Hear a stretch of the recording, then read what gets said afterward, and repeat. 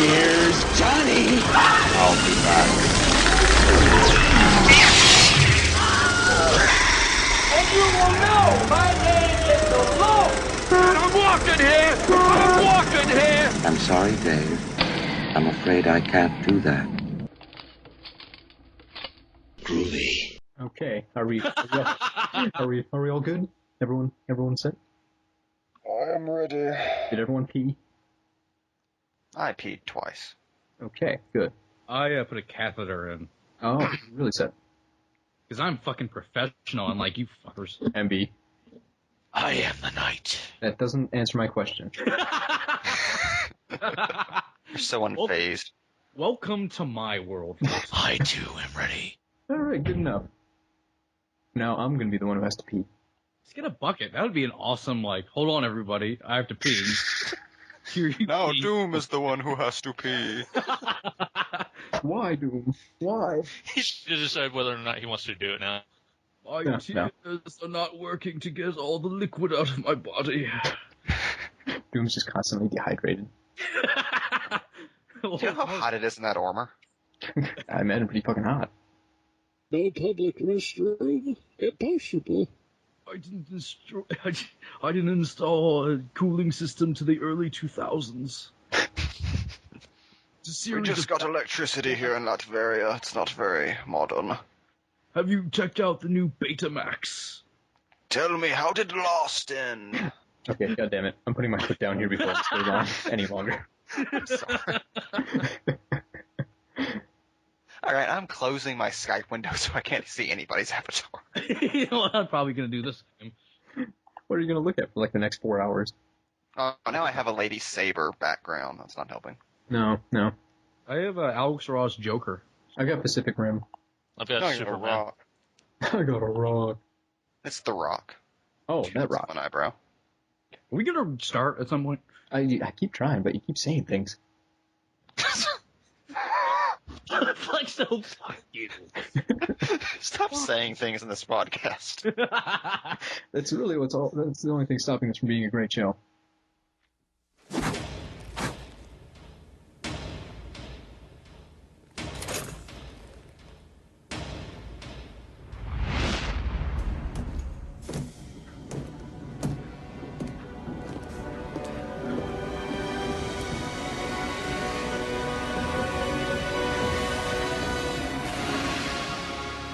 Can I persuade you to take a sandwich with you, sir? Wait, stop. What is that? Is there something wrong, sir? Yes, yeah, it's a problem. That is Batman Forever, isn't it? Why, yes, actually. Alright, well, just... Okay, just let us know what we need to know about Batman so we can start bitching about The Dark Knight Rises, please. Thank you. Death and chance stole your parents. But rather than become a victim, you have done everything in your power to control the fates. For what is Batman, if not an effort to master the chaos that sweeps our world? An attempt to control death itself.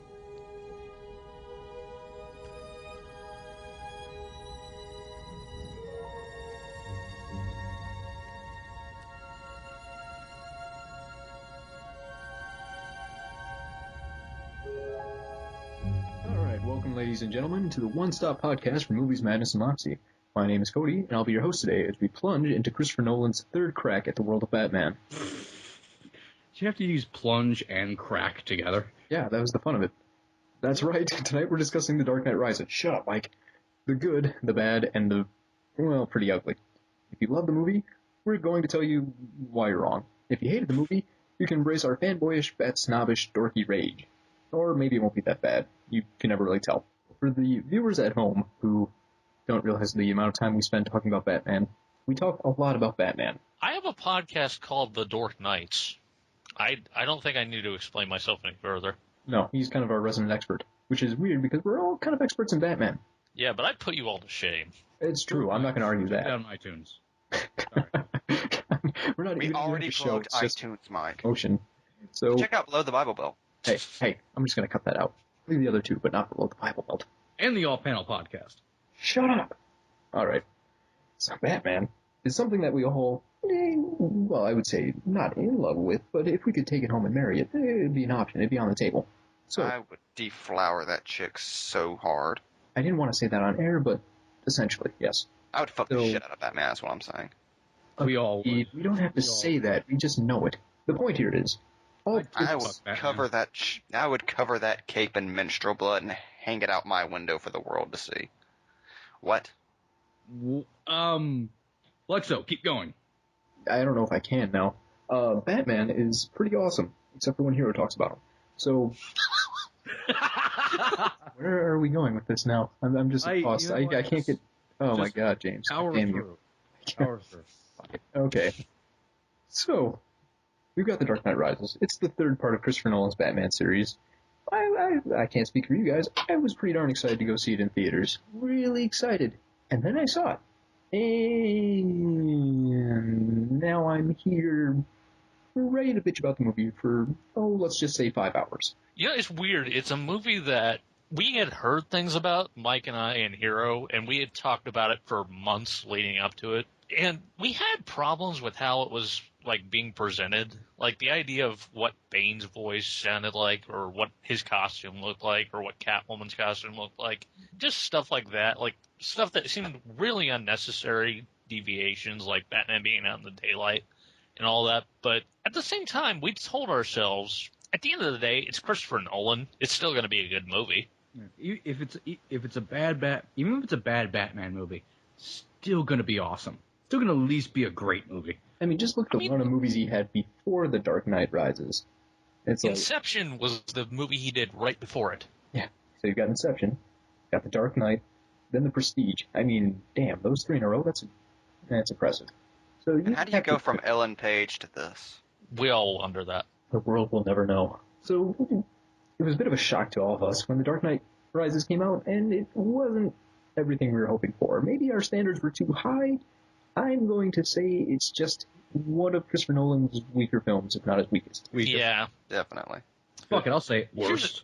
Here's the thing, though. The movie has a profound, weird effect on people. Like, when I went to see it, and I was in the theater, and I walked out of the theater, I said to myself, that was pretty good. I liked it.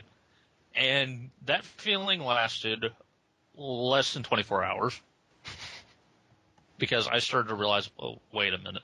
That was a movie in which Batman retires at the end? And not in, like, the Dark Knight Returns kind of way, retires.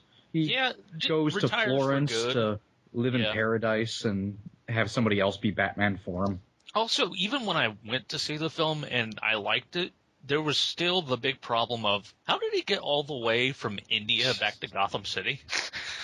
Like, okay, so there's a ton of issues like that, and I can give him a pass if the rest of the film works, but for some reason, it just didn't work for me at all, so I just found myself nitpicking every single little thing in the movie like that. In The Dark Knight and Batman Begins, there's, like, weird logic issues, like the magic bull in The Dark Knight.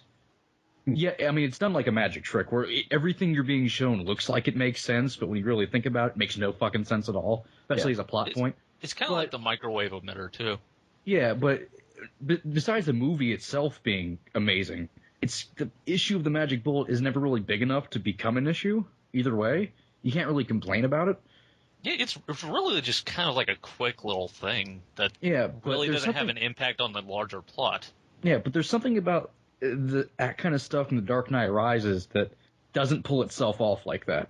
You're just glaring and... Yeah, well, stuff like the magic bullet are just small plot devices. The flaws in The Dark Knight Rises are just flat-out storytelling errors. Yeah. It's a really, I want to say, lazy script. Just some of the stuff. There's a lot of lazy storytelling. We need this to work because that's how we've made the story.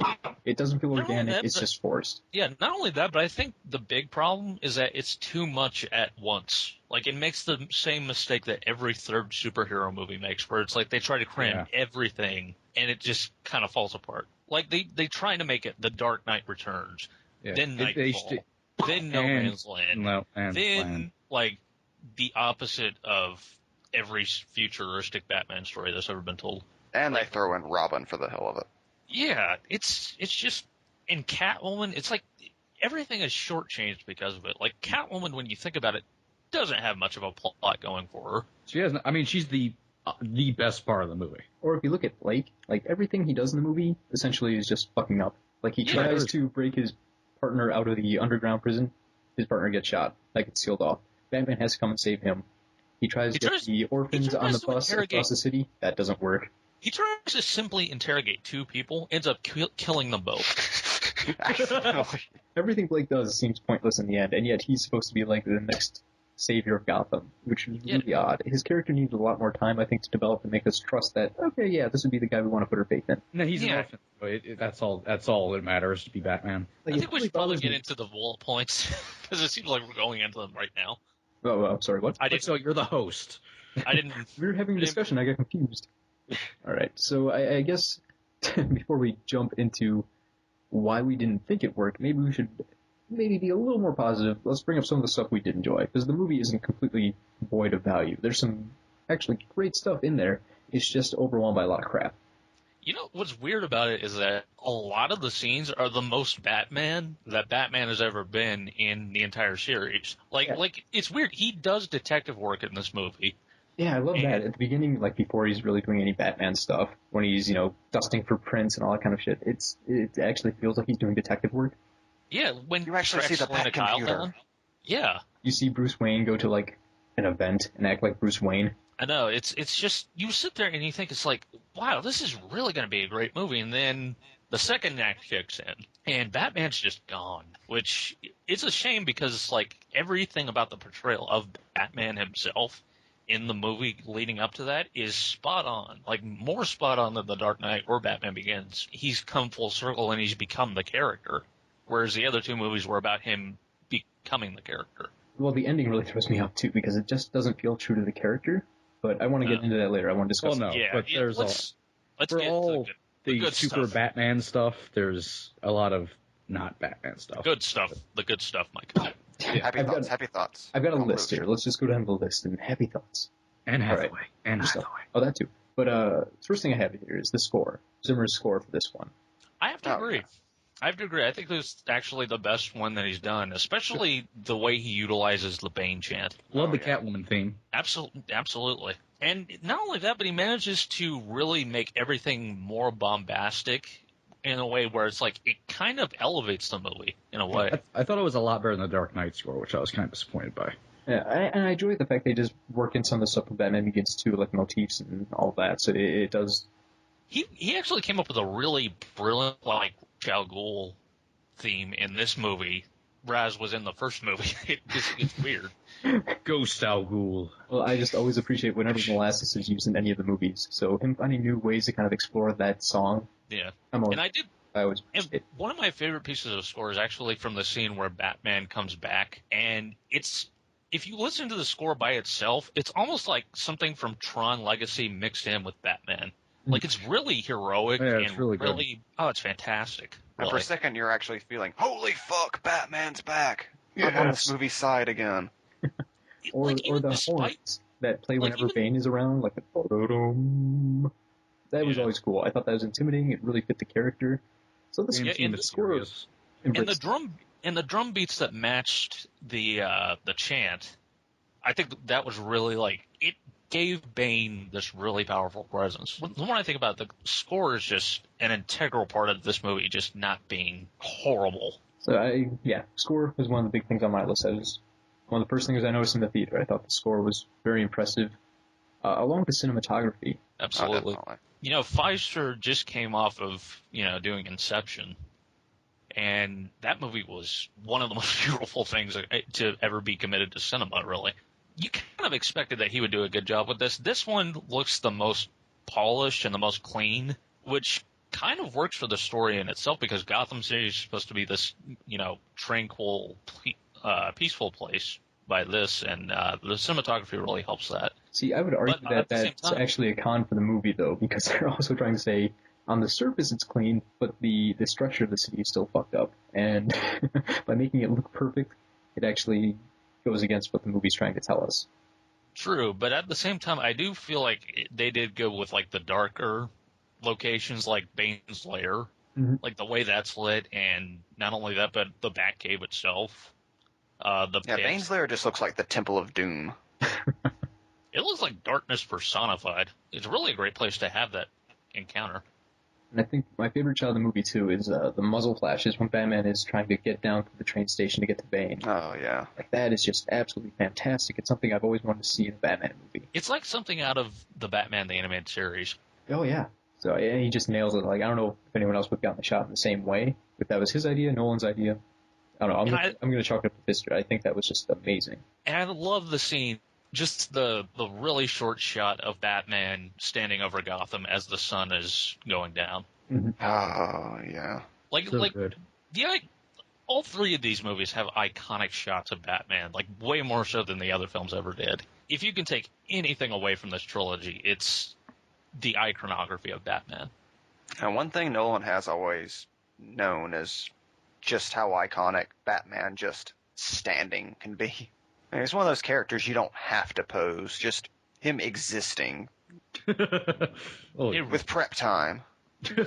He pressed the stand. He's kind of always been my favorite visual character just for the fact that there's something mythic about his look. Like, Well, he's always got a silhouette. Yeah, exactly. Great That's what I was outline. gonna say. And this Instantly tell it's Batman. And the suit does a really good job of doing that because it allows Bale to actually move. Yeah, definitely the best Batman suit. Yeah, save for the legs. But Yeah. They kind of just gave up when they got into the halfway. it does seem They like got that. to his crotch and they're like, we give up. Whatever. We're gonna do a puzzle. They just got bored. Just put a jigsaw puzzle on there. Whatever. They'll never see it. You put it together, it's a whale. It's Batman's party pants. He just forgot to take them off. Alfred never told him. I didn't mean it, sir. Moving down my list, the next thing I've got is Hardy's performance. Which, I mean, you could go either way because Hardy does give Bane one of the most fantastically outrageous, weird, wacky voices for a big-time villain I've heard in quite a while, but it also is what makes the villain really stand out. So it's hard to say if it's fantastic or horrible or so horrible it's fantastic. I think it's both, actually. Yeah, it's both. It's memorable. Like, honestly, that was one of the things I was really worried about. Like, Mike can attest to this. We were sweating that out. Like, we did not think that it was possible that this would be good by any means. When I actually saw the movie, I was like, okay, apart from the prologue, that voice actually kind of works. Yeah, 70-80% of the time it works. Just a handful of scenes where it sounds completely ridiculous. Yeah, there's sometimes where it sounds really ridiculous, but most of the time it does work. It sounds And oh my shame! I suppressed a lie. She saved my boy! But, you have to appreciate it just because we finally get a villain who stands out. You know, there's so many different films where the bad guy is maybe someone with a little bit of an accent, and they're just, generic bad guy number 83. So Hardy gives us almost like a James Bond type, henchman type dude. I do love how there's only one scene where Bane sounds legitimately Latino. I know. And breaks Batman's back, and arguably the best scene in the movie. He just decides, fuck it, I'm gonna be Spanish in this scene. I was born in it. Molded. You fight like a young man. Like, even the way he says, you fight like young man. I know. It's so awesome. In Soviet Russia, Bane breaks you. To my shame. Sorry. If I'd been thinking, I would have said Hardy. Doing quotes. Exactly. If I'd been thinking, I would have said Hardy last, just so we could cut out some of this crap. Just But 90 minutes no. impossible. Aside from the Sounds voice, bad. though, Hardy does turn in an amazing performance. It's what he does with his eyes is amazing. It's all the little flicks of his hand, too, because he does a lot. He has to speak through his hands, essentially, since his mouth is hidden. The one point where he's got Dagon and he's just holding him down with his hand. It's like a weird body chop hold. Like, it really works, but it looks so weird. Do you feel in charge? The back of his hand on his shoulder as a threat is so awesome. That is Bane right there. It really is. And just the fact that you can tell when he's smiling by his eyes. It is weird, how much expression he gets out of that, even though half of his face is covered. Yeah, the fact that he's bald helps because you can see his flexing kind of. Mm-hmm. So he can really use everything. One time I thought it was kind of weird though when he blows up Blackgate. And he like does this weird head roll, shoulder shrug deal after That was he's just talking. that entire scene was a little weird. So Yeah, I still don't quite understand the point of that scene. Like, go in and free your prisoners. But you just told us to do that, and you're sending in your guys, and you just scared away the camera people, so who are you talking to? I also like how Bane told camera people to meet him there. Bane's having a press conference. This is the 4 o'clock news. I want this to be my grand photo op. Can you bring that Christie chick? I've always had a crush on her. Can I be shot in soft focus? Ate a donut today. Does the jacket make me look fat? It's happening. It's happening. Next up, Anne Hathaway. Let's talk about Anne Hathaway here. I feel like Christ. the character. Yeah, we all have an Anne Hathaway impression, right? And none of us do, as far as I'm aware. Someone can try, but not masturbating count. No. Yeah. Yeah. No, MB. No. Yeah. It's too late. Yeah. I'm done. Podcast over. Oh God! I'll be back in a few minutes. I just go to sleep. Skyfall. Anne Hathaway. So Best part of the movie, I say.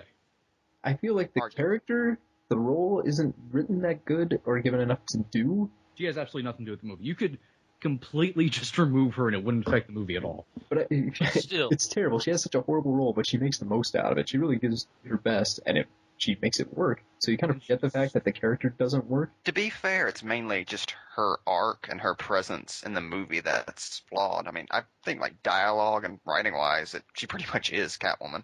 Mm-hmm. Yeah. She's actually more Catwoman than I think any of us imagined a Catwoman in this series. The first time that the trailer came out and she said, "Storm is coming, Mr. Wayne," and all that entire speech is like, I think we all realized, yeah, she's going to nail this. Because she brings the current comic book Catwoman in, but manages to do something of her own. Like, it's completely unlike Michelle Pfeiffer's Catwoman, which, for my money, to be fair, may still be the best Catwoman, but Anne Hathaway makes it her own. Like, she makes it memorable. That voice and the way she, like, goes into Catwoman mode just by their face changing. And also, not only that, but, like, the entire time, like, she puts on, like, personas. Like, she made a real conscious effort to do that. Like that scene where the cops burst in and she's, screaming. And then she just looks back and changes her expression. She carries herself in a way where even though she's 90 pounds, you still think she can kick some ass. Yeah. Well, I had some issues with that. That was more the choreography than her performance. Yeah, I mean, just thinking about her performance is like, that is among the top villains in the entire series. Do we want to really qualify her as a villain? Yeah, to be fair, what do you qualify Catwoman in this movie as? She's just kind of there. She blows up. She has an awesome fight scene alongside Batman, though. Yeah, it's probably next to the sewer fight. Like the absolute highlight of this movie is finally seeing a comic accurate Batman fight side by side with a comic accurate Catwoman. It is sad the two best scenes in the movie are action scenes. To Nolan's credit, like, it would have been really hard to cast, like, a Catwoman next to Christian Bale's Batman, like, next to a character that's been established over 2 films already. And I think that's really what makes it work, is that you just kind of buy it. You sell into it immediately. Like, that's what this world's version of Catwoman would be. So, yeah, Catwoman. Catwoman, ladies and gentlemen. Good night. Good job. There's nothing more that we can say about Catwoman. She's just awesome in the movie. Just more praise. Just no, she's so nice. Her role is completely useless, but especially her friend. And the ridiculousness of the clean slate. God. Okay, let's not talk about the clean slate yet. We'll save that. All right. Some other cool stuff. Callbacks to, I'm going to say, the comics or maybe the roots or earlier parts of the film. We get Wayne Manor again, which is great after not seeing it all in The Dark Knight. This is really weird, but one of my favorite parts, as far as references to the comics, is just the fact that we got to hear the words Alfred J. Pennyworth. I had the same reaction when I watched it last night. Like somebody said Pennyworth in a movie. Yeah, we get Wayne Manor. We get the Batcave back, which is with the computer. With the computer, that was the big thing. I do like how Bruce was like, "I'm not going to be Batman anymore, but still build me a Batcave." Yeah, just finish that off. To be fair, that is an extremely Batman move. Like even if he did retire, it's like I'm going to invest billions of dollars in this anyway. Also, I just make it want to watch rise out of the DVDs water. down here. I was gonna say that's where Batman goes for privacy when he wants to browse the internet without Alpha being around. That's where he does his Anne Hathaway impression. He's down there for hours. He has a mirror. He just recreates the opening scene from Apocalypse Now. Well, I mean, you think about it, it's like that was the reason that he had that file open when Alfred came down there. I've been studying her for years.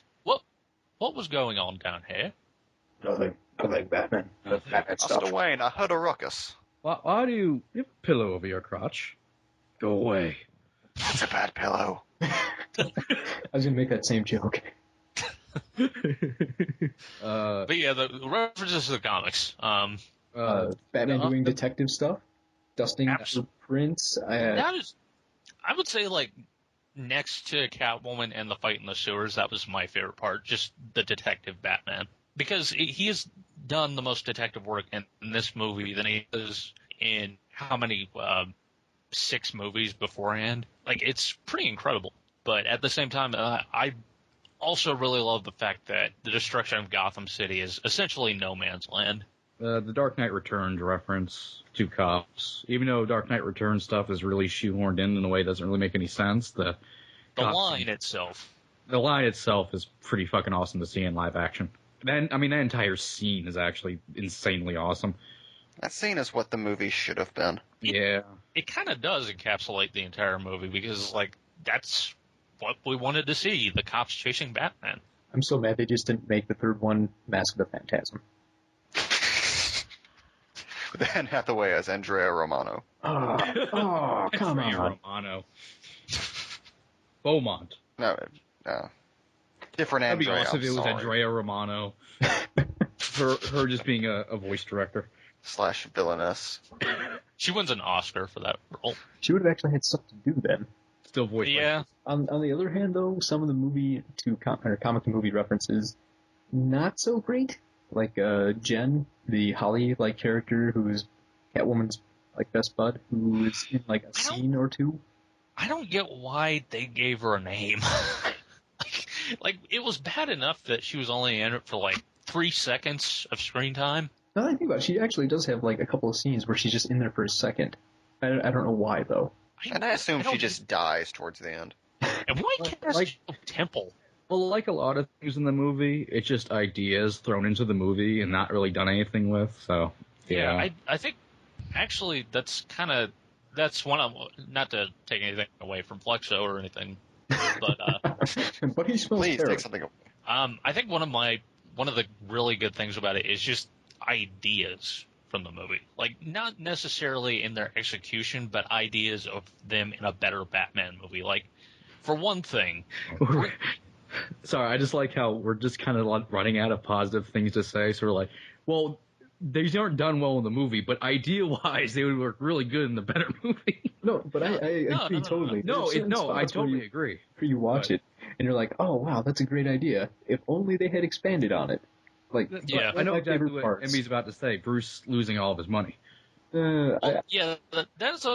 That's actually an idea that would be interesting if anything were done with it. Yeah, that's what I mean. See, my favorite part is when Bane is, he's got Daggett hostage, and Daggett's like, I paid you. Bane's like, so that gives you power over me? And that one idea, like, that's awesome. It is. And they try and set up the money struggle throughout the film. They do a lot with it, and it never really works, and then they just kind of forget about it later on. Yeah, it never really goes anywhere. And it's such a great idea, and they just don't really roll with it the way they should. Because there's too much other stuff going on. The idea of Bane as the villain in itself is amazing. Not to take anything away from the Bane in the film, because, as we said, that was one of the highlights, but the idea of that does make for, like, an epic-sounding Batman movie. The idea of Bane being the main villain, and leading the League of Shadows. I know. Bringing it back to Ra's al Ghul, that's another idea that I really like. Like, if it were done a lot better than it was. Like, we got a live-action Talia, by the way. Yeah, Talia al Ghul being in a movie. And her, having somewhat of a relationship with Batman. Even though that was just, in the movie itself, that didn't make any sense whatsoever. We'll get to that. I mean, I love the idea of Batman being betrayed by Catwoman, because in the comic books, actually, Catwoman played a part in the Nightfall storyline where she was kind of working with Bane. So I really like that aspect. Bane taking Gotham under siege the way he did, like that had the potential to be so much better than it was. Especially the idea of Bane coming up as kind of a people's champion to replace Batman. That's like one of the most fascinating ideas in the movie.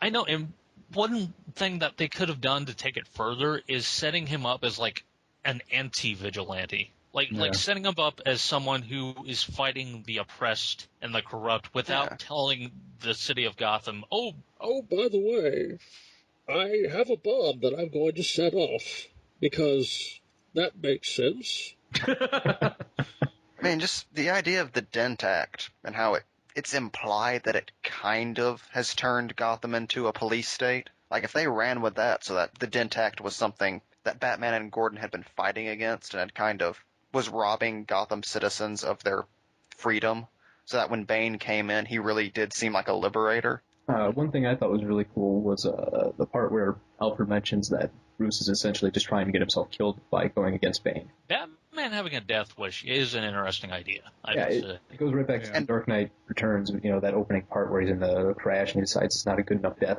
And that would have been awesome.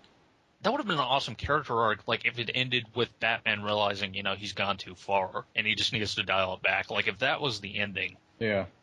So it's Batman realizing he needs to let people in, and that he can have a life and be Batman. So that the relationship with Catwoman and Blake actually means something. Sense. Yeah. Even though John Blake, like as we said, all he really does is mess up. I love the idea of a Dick Grayson type of character as a cop. Yeah. That is a legitimately good idea for a Nolanized version of Dick Grayson. So that definitely worked. I never thought a Robin would work in his style of film, but he provides one that would make sense. And Joseph Gordon-Levitt was a good choice for it, too. He plays the most accurate Dick Grayson that was never Dick Grayson. It's a character you just like from the moment you see him, even though you probably shouldn't. Yeah, even though he has one scene which is infuriating, but we'll get to that. Save all the rage for later. And I do love the idea of Bruce trying to invent something to make the world better, and then him realizing that it could be taken over and used for evil, and then shutting it down, only for Bane to turn it into his main plan, like the fusion reactor. Well, it was good to see Bruce being paranoid, just because it goes back to the fact that, Batman is not a perfect entity in the comics. Like, he's got a lot of those kind of traits going against him that distance himself from everyone around him. Yeah, I mean, like in The Dark Knight, when he has that that sonar machine that, maps all of Gotham, that was a direct reference to Brother Eye, and that's really kind of expanded in this, where, you have that line where, I almost said Miranda Tate. I don't want to say that. Talia asks Lucius, is Bruce always this paranoid? And he just says, I'm going to plead the fifth on that one. So many ideas in this movie. Yeah, there are so many, and they're just, it's, the beginning of a thread, but it carries its way through the entire film. Yeah, and Batman and Catwoman teaming up in the climax. The idea of Batman and Catwoman as, the closest thing to Batman and Robin on screen in an Nolan movie. And there's that moment where she refers to the street she's on as her street. And for a split second, you think that she's formed a gang and they're all going to team up to fight Bane. Da-na-na-na. When you're a jet, that's for life. Another great thing, just the first Bane versus Batman fight. I think we can all agree that was definitely a highlight of the film. God. Bane's darkness monologue. We finally get a decent fist fight in a Batman movie with Nolan directing. I think that's the best fist fight I've ever seen in a comic book movie. And also what really helps is that the fact that there's no music. It's just done straight up. You can hear everything Bane says for once. You can hear, the impact of the punches. The sound design in this movie is pretty good, too. Batman's desperation at every punch. I know. And Bale, sells the rage in that scene. He's getting more and more frustrated. Yeah. And Bane just shrugging all of it off. None of it fazed him whatsoever. He's just teaching Batman. He gets punched in the face over and over and over, and all he does is just, headbutt Batman and take him down. He kidney punches him multiple times. It's awesome. And Bruce has already bruised kidneys. I mean, it's just complete domination. Like, and it's none of us expected Bane to say, "I will break you." Oh, that was. Then I'll break you. I was gonna break out my Anne Hathaway impression at that. I mean, just yeah. except for Batman saying excommunicated 20 times while getting beaten up, the dialogue in that scene is so well written. Just something I've always loved about Nolan's Batman movies is that each one has this insanely quotable villain monologue. Oh, Bane's monologue is easily the best written scene. Yeah, that is a terrifying villain. The idea that he knows he's got Batman beaten, he knows he's got the elements on his side, and Batman is just completely oblivious. Like, you believe that this is the one villain that could take Batman off guard. And just the casual. The shots of the henchmen all looking like they're just really bummed out. Like they know this is going to be over and it's not going to be pretty. And but they're not excited about it. And Catwoman watching the entire time and just really, you can see it on her face, she really regrets what she just did. Well, then the tear. Like, she just brought him to ruin. Just the disgust in Bane's voice. Like, he knows he's fighting a weaker, smaller version of himself. Yeah. And he knows Batman is well past his prime at this point. Like, victory has defeated you. That's my favorite part because of what he does with his eyes when he says that. He just looks at him almost perplexed when he says it. And he has, like, his fist caught, like, in midair. Victory has defeated you. And he just goes at him. It's a brilliant scene. Like, from top to bottom, it's way better than even the breaking of the Batman was in the comics.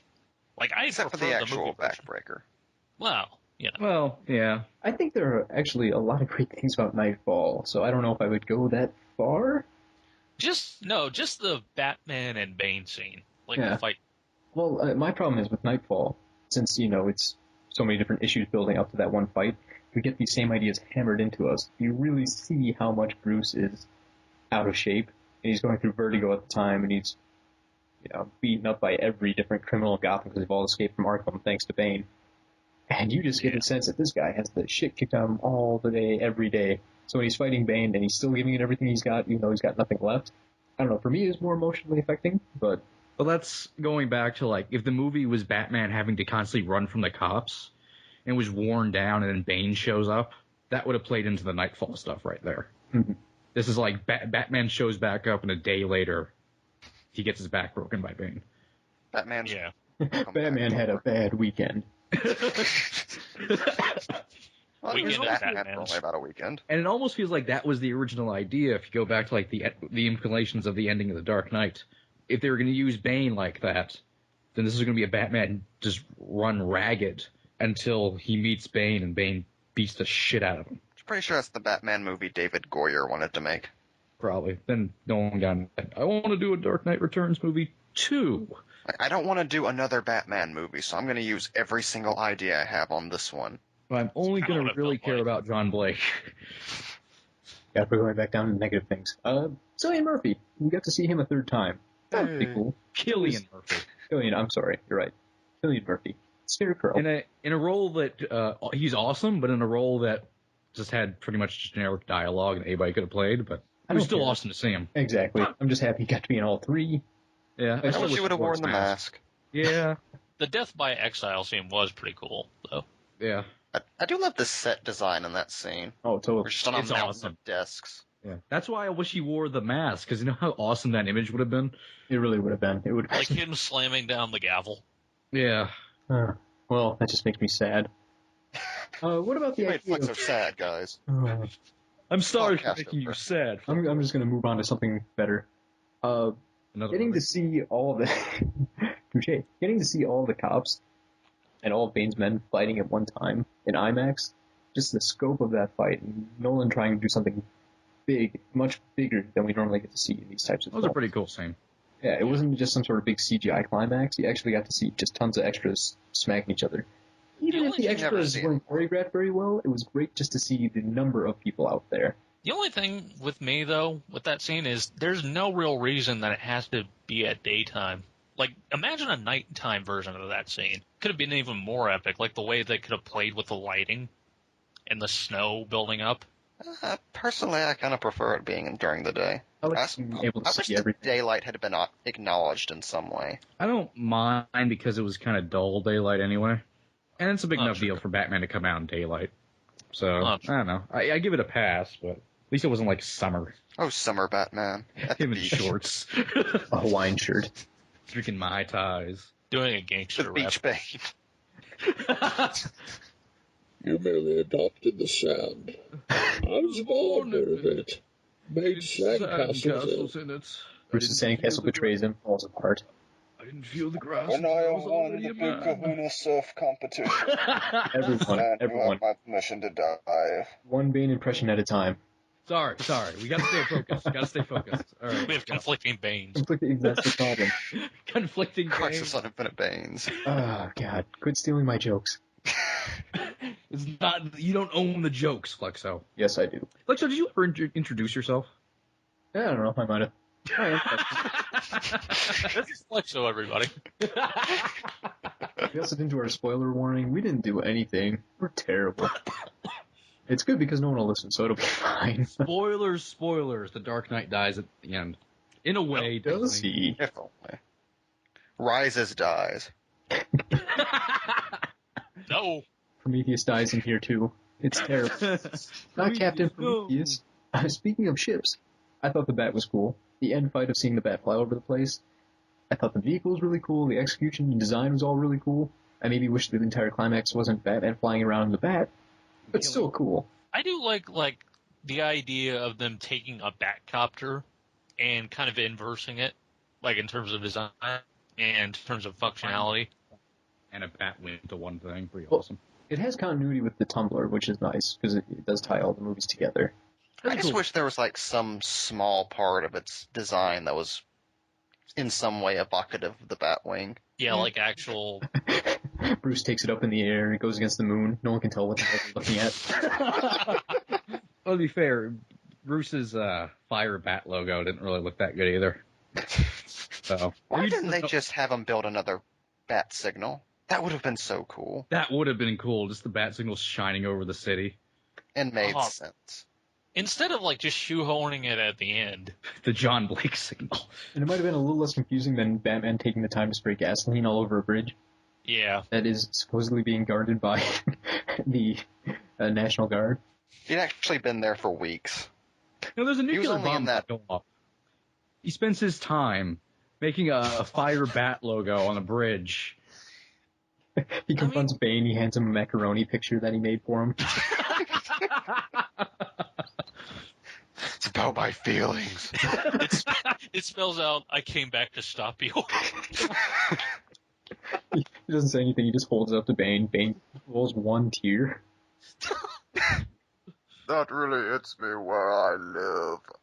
That said, I can't think of anything else offhand that I really, really enjoyed about the movie. Those are my big things. Does anyone else have any comments? Anything they thought was actually pretty fantastic?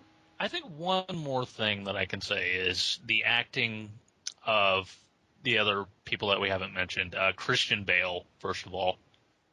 I think this is his best turn as Bruce Wayne. He was getting a lot more to do bar with this none. one. Compared to, I really feel like he was kind of minimalized in The Dark Knight. Yeah. So he had more to do this time. Yeah, but the way he plays, like, the scenes in the prison, the way you could just see it on his face how devastated he is as he watches Gotham crumble in front of him. Like, in his determination to get out. Also, maybe his best turn as Batman. I'm trying to I think. mean, how could Bale not be excellent? Yeah, I mean, really. Or is anything, really. Pretty much all the acting in the movie was good, save for, maybe like Matthew Modine. I was going to say, we're forgetting the best part of the movie. And hothead extraordinaire, Matthew Modine.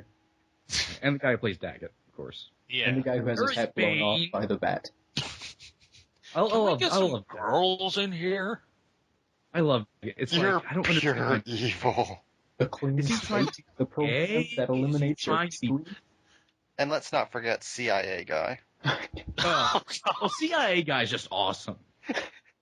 And his internal Fire gun! Who's yelling? Jesus Christ. If I took that off, would you die? Oh, I took these mittens. Would you freeze? Cold. It's the way CIA guy moves is hilarious to me. Like he's a marionette.